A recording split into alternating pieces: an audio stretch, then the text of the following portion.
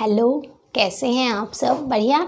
आज हम फिर कार्यपालिका के बारे में ही बात करेंगे। मैंने आपसे कहा था ना, कार्यपालिका के बेसिकली 2 लेक्चर आएंगे, तो पहला एक आ चुका है और एक अब ये लेक्चर है। चलिए देखते हैं बेसिकली अब इसमें क्या बातें हैं। सभी मंत्री राष्ट्रपति जी के प्रसाद पर्यंत पद ग्रहण करते हैं। याद रखिएगा, ये बात आपको पता होनी चाहिए। ये आपसे पूछी भी जा सकती है कि क्या राष्ट्रपति जी के प्रसाद पर्यंत मंत्री पद ग्रहण करते हैं? बिल्कुल। तो प्रसाद पर्यंत क्या होता है बेसिकली, तथा उनके ही मंत्रियों, जो मंत्री हैं उनके ही द्वारा, किनके द्वारा? राष्ट्रपति जी के द्वारा, तथा उनके ही द्वारा मंत्रियों को इनके पद से हटाया भी जा सकता है। तो अगर आपको प्रसाद पर्यंत वर्ड से का समझना है कि क्या होता है प्रसाद पर्यंत पद लेना, तो यानी कि किसी भी नियुक्ति, यानी कि जो नियुक्ति राष्ट्रपति जी करते हैं और उन्हें हटा भी सकते हैं, वही होता है कि राष्ट्रपति जी के प्रसाद पर्यंत है। यानी कि आप उनकी मर्जी से अपने कार्य को कर रहे हैं, उनकी मर्जी है वो आपसे कार्य करवा रहे हैं, उनकी मर्जी होगी वो आपको उनके जो आपको पद दिया है राष्ट्रपति जी ने, उससे हटा भी सकते हैं। तो ये दोनों कार्य कौन कर सकते हैं? राष्ट्रपति जी कर सकते हैं। इसीलिए यहाँ पर ये कहा गया है कि सभी मंत्री राष्ट्रपति जी के प्रसाद पर्यंत पद ग्रहण करते हैं। तो बिल्कुल सही बात है, ग्रहण करते हैं, तथा उनके ही द्वारा मंत्रियों को इनके पद से हटाया भी जा सकता है। किनके द्वारा? राष्ट्रपति जी पद ग्रहण भी करवा सकते हैं और उनको हटा भी सकते हैं। परंतु अब रियलिटी देखिए, ये बात तो हमने देख ली कि प्रसाद पर्यंत पद धारण भी कर सकते हैं और हट भी सकते हैं, परंतु राष्ट्रपति जी प्रधानमंत्री की सलाह से ही ऐसा कर सकते हैं। यहाँ पर बाध्य कर दिया गया है, राष्ट्रपति जी को एक बंदिश में बांध दिया गया है कि ये कार्य राष्ट्रपति प्रधानमंत्री जी की सलाह पर ही कर सकते हैं। अतः हम निष्कर्ष तौर पर अगर इस वाक्य का निष्कर्ष देखें तो क्या कह सकते हैं? अतः हम कह सकते हैं कि यह शक्ति भी वास्तविक तौर पर प्रधानमंत्री जी को ही प्राप्त है। तो वास्तविक तौर पर शक्ति किसको प्राप्त है? प्रधानमंत्री जी को ही प्राप्त है यह शक्ति भी। परंतु वाक्य क्या है और ये सच्चाई, इसमें क्या कहा गया है? ये बात कही भी गई है कि जो मंत्री हैं वो राष्ट्रपति जी के प्रसाद पर्यंत पद धारण करते हैं। तो ये बात बिल्कुल सच है, 110% सच है। परंतु वास्तविकता ये है क्या कि प्रधानमंत्री जी की सलाह पर करेंगे वो ये कार्य। तो वास्तविक तौर पर ये पावर हुई किसके हाथ में? प्रधानमंत्री जी के हाथ में। तो अपने आप में ये वाक्य आप समझ लीजिए, आपको पता होना चाहिए कि डिफरेंस क्या है दोनों में और रियलिटी क्या है। कार्यपालिका तथा संसद विधानमंडल भी कह सकते हैं। आपने देखा था जब मैंने आपको शुरू में आज़ादी से पहले के कुछ एक्ट्स पढ़ाए थे, तो उसमें संसद नहीं कहा जाता था, केंद्र को विधानमंडल कहा जाता था। विधानमंडल यानी कि वो क्षेत्र या वो एरिया या वो संस्था जिनके द्वारा विधि का निर्माण किया जाता है, इसीलिए उसको विधानमंडल कहा जाता था। आज वर्तमान समय में हम क्या कहते हैं? संसद।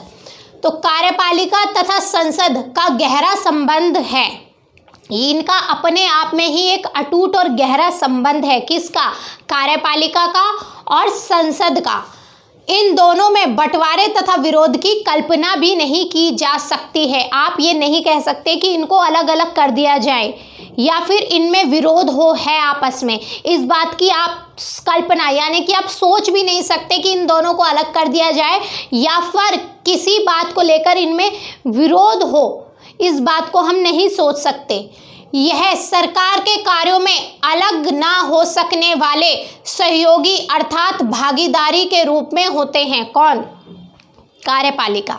कार्यपालिका सरकार के कार्यों में अलग ना हो सकने वाले सहयोगी या भागीदार, दोनों में से आप जो उचित शब्द समझे, भागीदार के रूप में होते हैं। तो ये दोनों आपस में इस तरीके से कार्य करते हैं या इस तरीके से सरकार के कार्य करते हैं कि ये दोनों आपस में भागीदार हों, सहयोगी के तौर पर कार्य करते हैं। यह एक दूसरे के, संसद और कार्यपालिका, ये दोनों एक दूसरे के सहयोगी हैं, एक दूसरे के भागीदार हैं शासन चलाने में। संसद स्वयं सीधे तौर पर शासित नहीं करती है। जो संसद है, लोकसभा के सदस्य या राज्यसभा के जो भी हैं, संसद के सांसद सीधे तौर पर शासन में कार्य नहीं करते हैं। यह एक बड़ा निकाय, यह एक संस्था है। निकाय से तात्पर्य आप संस्था कह सकते हैं या एक समूह भी कह सकते हैं। तो यह एक बड़ी संस्था या निकाय है। मंत्रिपरिषद ही संसद की कार्यपालिका के रूप में कार्य करती है।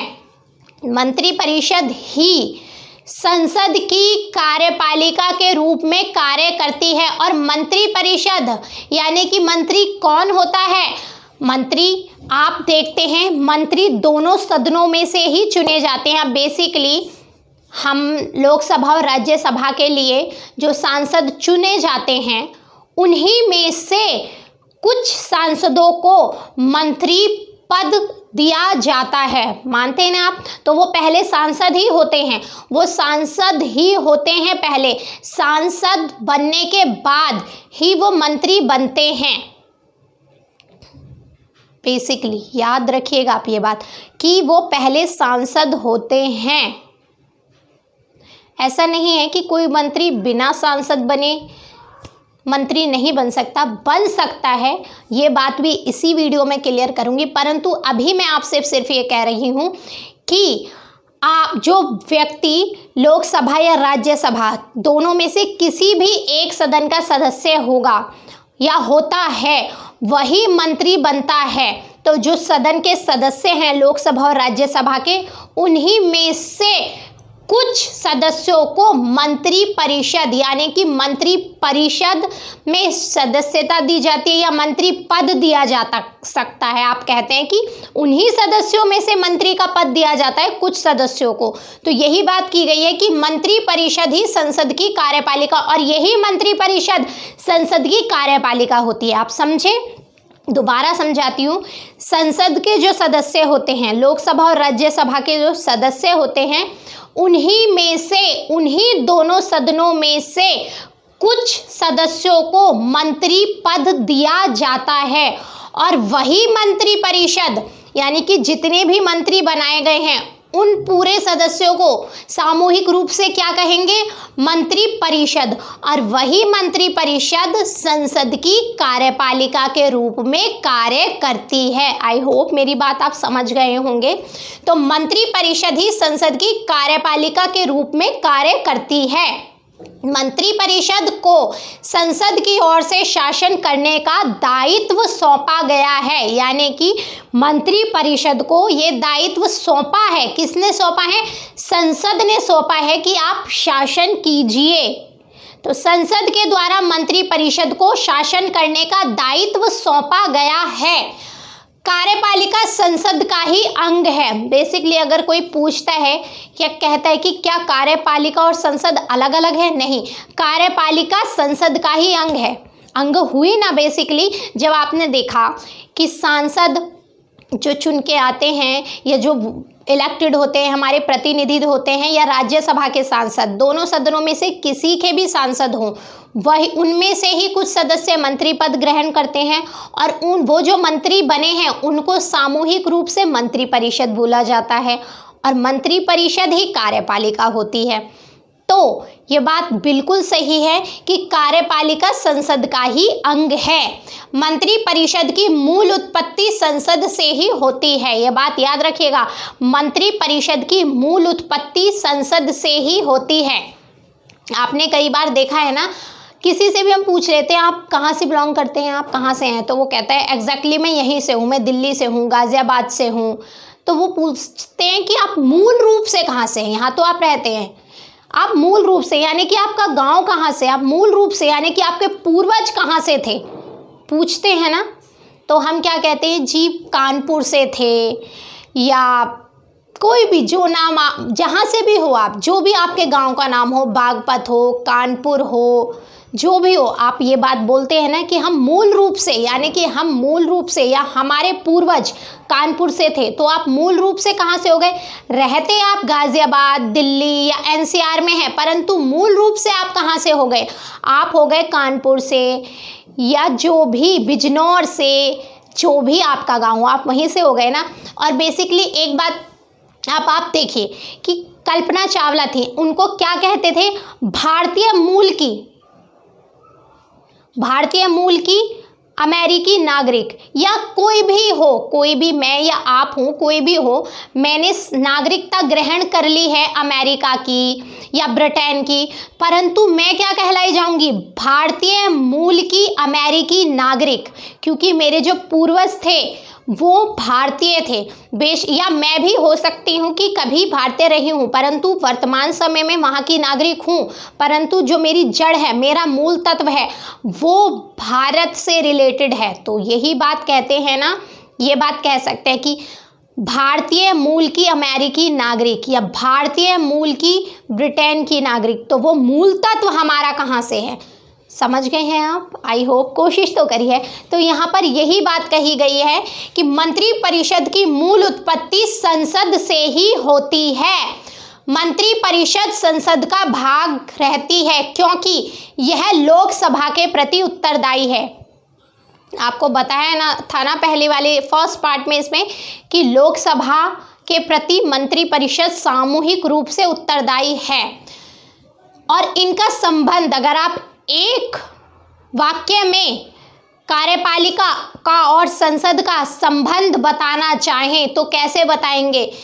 संबंध नदी का, जिस तरीके से नदी का संबंध सागर से होता है, उसी तरीके से कार्यपालिका और संसद का संबंध है। बेसिकली नदियां क्या होती हैं? कहीं भी कितनी दूर दूर तक घूमती हैं, पूरे देशों में घूमती हैं, परंतु आखिर में आकर मिलना कहाँ होता है उनको?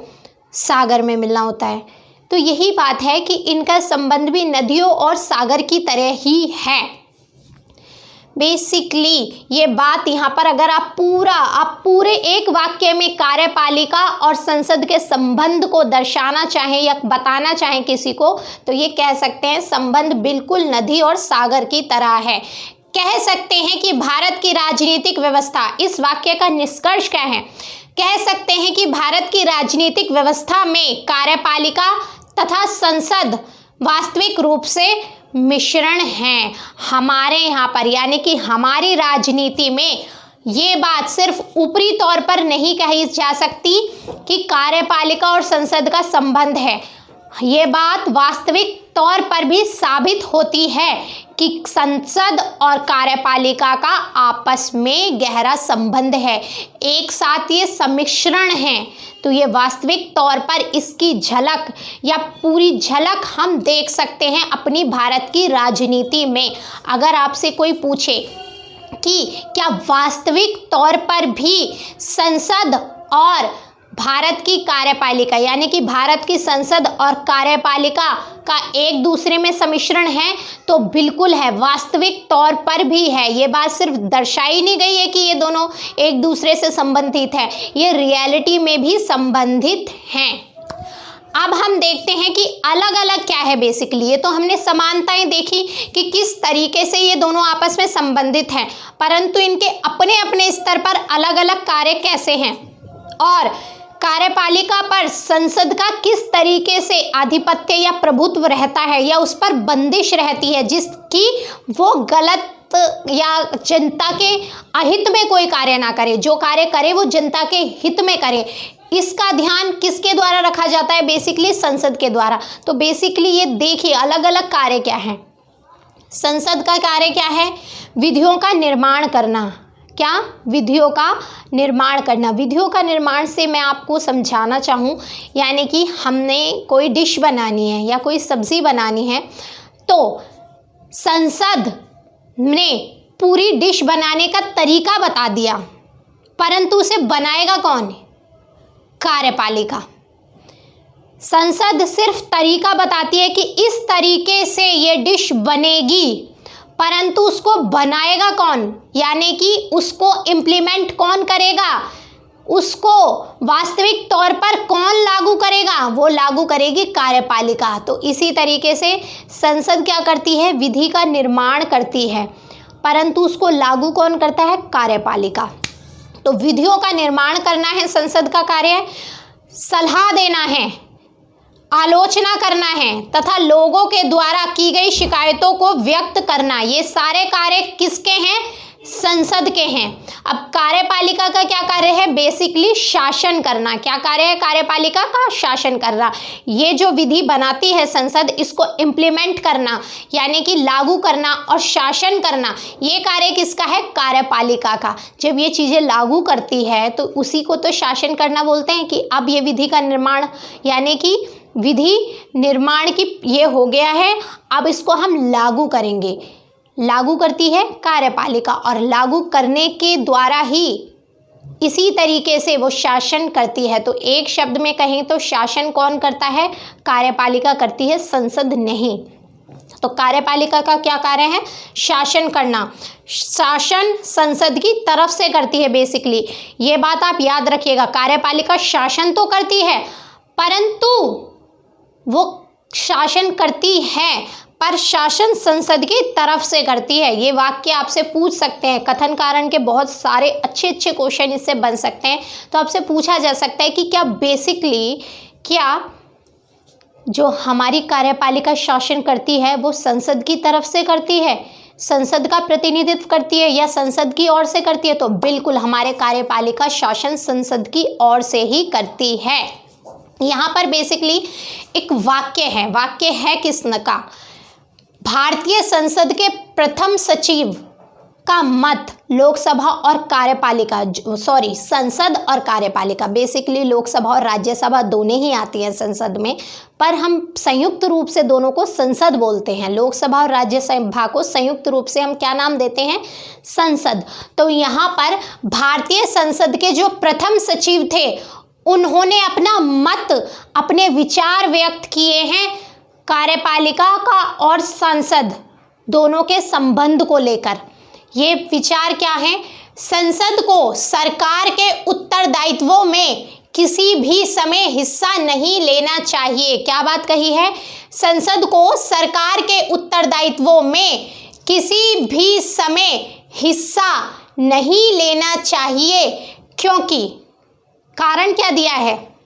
क्योंकि यदि एक बार संसद ऐसा करना आरंभ कर देती है तो संसद तथा कार्यपालिका के जो उत्तरदायित्व है वो अस्पष्ट हो जाएंगे, उनमें स्पष्टता का अभाव हो जाएगा। वो इस तरीके से मिक्स हो जाएंगे कि हम उनको अलग अलग नहीं कर पाएंगे, हम नहीं समझ पाएंगे कि ये दायित्व संसद का था या कार्यपालिका का।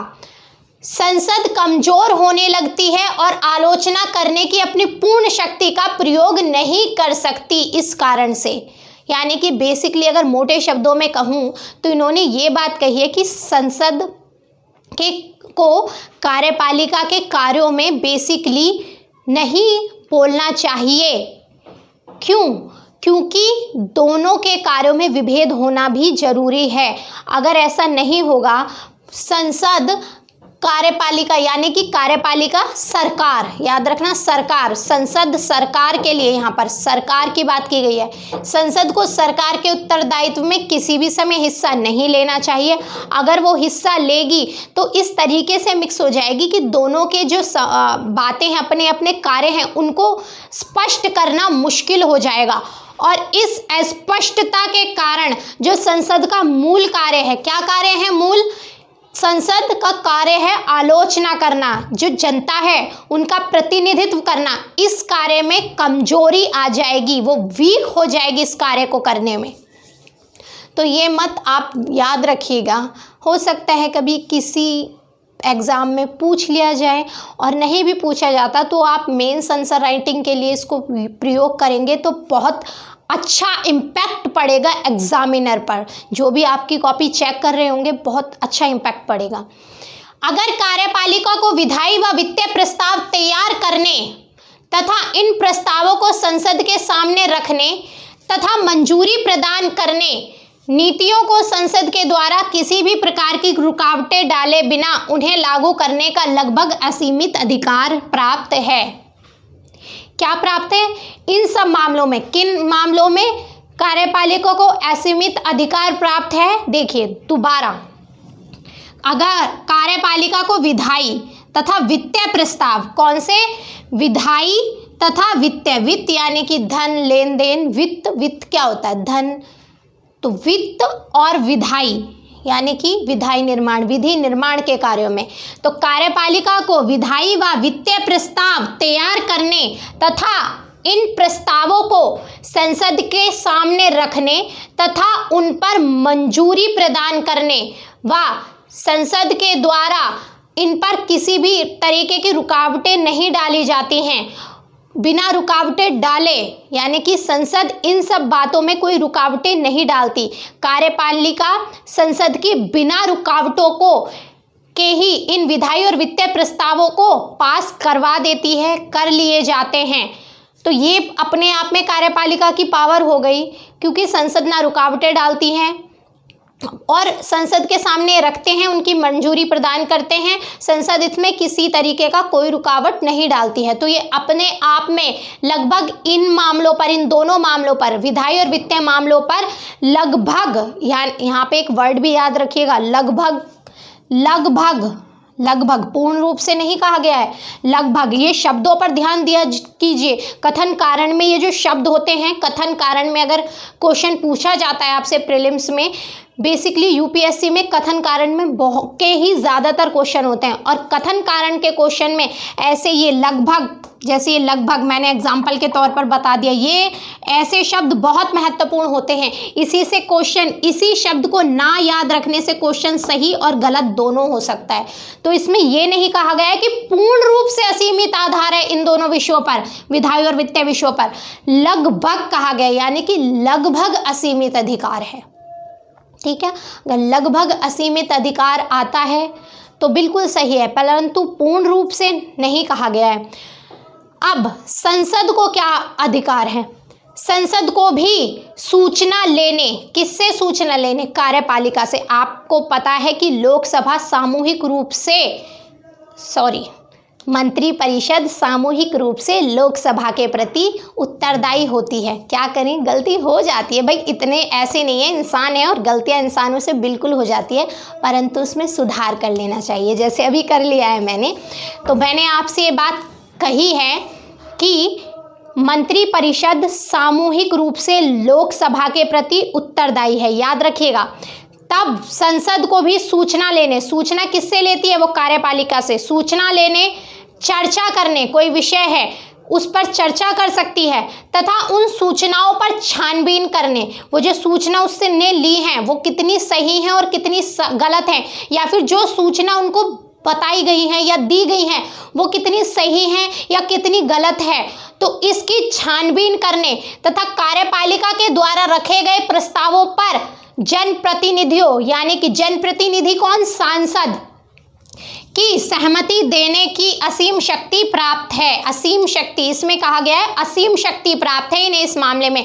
इसमें लगभग शब्द नहीं आया है। संसद की जो असीम शक्तियां हैं उसमें कोई लगभग शब्द नहीं है, इसमें पूर्ण रूप से कहा गया है इस असीम शक्ति है ये संसद को। क्या शक्ति है? सूचना लेना, चर्चा करना तथा उन सूचनाओं पर छानबीन करना तथा कार्यपालिका के द्वारा रखे गए प्रस्तावों पर जनप्रतिनिधियों, जनप्रतिनिधि कौन? सांसद की सहमति देने की असीम शक्ति प्राप्त है संसद को। तो याद रखिएगा आप ये बात। कार्यपालिका तथा प्रशासन दोनों ही संसद के प्रति उत्तरदायी हैं। ये निष्कर्ष तौर पर आप कह सकते हैं कि कार्यपालिका तथा प्रशासन, प्रशासन कौन? प्रशासन आपको पहले भी बताया था, प्रशासक कौन होते हैं? जैसे आप आईएएस ऑफिसर हैं या आपने यूपीएससी के पेपर क्लियर करते हैं, सरकार की किसी भी जॉब में आप जाते हैं तो आप प्रशासक कहे जाते हैं। आप आईपीएस बनते हैं, आईएएस बनते हैं या कैबिनेट सचिव होते हैं, जो भी हैं, तो आप क्या कहेंगे? आप प्रशासक हैं। कौन कहलाए जाएंगे आप? प्रशासक। तो कार्यपालिका तथा प्रशासन दोनों ही संसद के प्रति उत्तरदायी है। याद रखिएगा, सिर्फ कार्यपालिका ही उत्तरदायी नहीं है, प्रशासक भी। जो कार्यपालिका की जो नीति हैं उनको लागू करने में सहायता करते हैं। ये लोग सहायता करते हैं ना, बेसिकली मैंने आपको पहले भी बताया था कि मंत्री परिषद की सहायता करने के लिए प्रशासक होते हैं। तो ये प्रशासक और कार्यपालिका दोनों ही संसद के प्रति उत्तरदायी हैं। साफ शब्दों में संसद का कार्य कार्यपालिका पर राजनीतिक तथा वित्तीय नियंत्रण रखना तथा प्रशासन पर संसद की निगरानी को सुनिश्चित करना है। अगर आप साफ तौर पर कहें तो संसद का क्या कार्य है? संसद का कार्य कार्यपालिका पर राजनीतिक तथा वित्तीय नियंत्रण, राजनीतिक तथा वित्तीय दोनों प्रकार के नियंत्रण रखना तथा प्रशासन पर संसद की निगरानी को सुनिश्चित करना है। आई होप कि जो मैंने आपको बातें समझाई हैं वो समझ में आई होंगी। अब हम नेक्स्ट लेक्चर देखेंगे न्यायपालिका। चलिए फिर इसमें इतना ही, धन्यवाद।